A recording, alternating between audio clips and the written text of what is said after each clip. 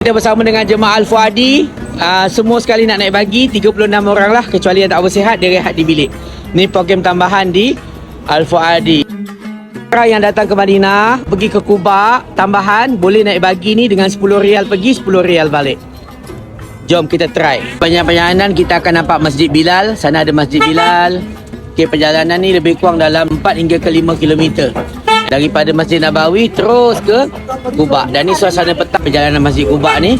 Dan kita saja ambil lepas asar nak maghrib supaya kita dapat shoot gambar matahari nak terbenam dan juga sewaktu malam. Jadi kita akan nampak suasananya.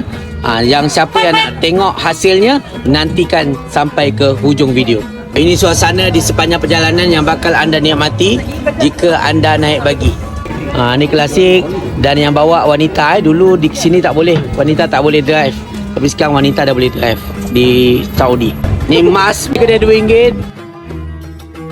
Kita bila lalu sini petang, antara semuanya kita boleh tengok orang main bola, tempat orang healing-healing. Arab ni dia suka lepak-lepak macam ni lah.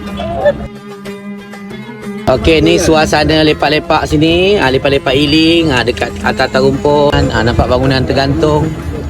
Ni siapa yang pernah dengar yang Alif Sata buat larian daripada Madinah pergi ke Masjid Kuba, inilah laluannya.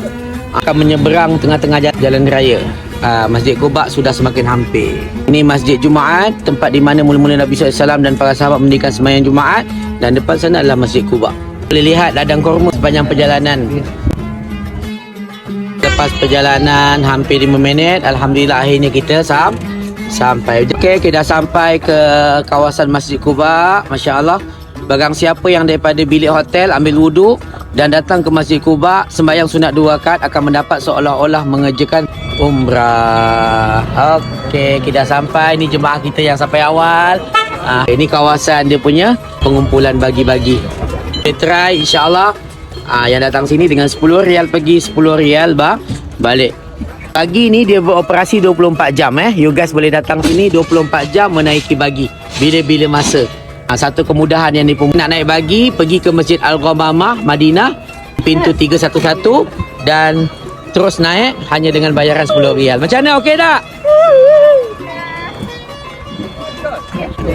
Seronok Seronok Best naik bagi Terima kasih Apu Andi. Terima kasih. Bagi naik bagilah, naik apalah. Banyak kejutan. Siapa pun okey boleh balik on the way. Nak pergi lagi. Okey Al-Fuadi. Tamam. Naik. Kau bagi 2 tingkat. Tanya Abang Mazlan naik.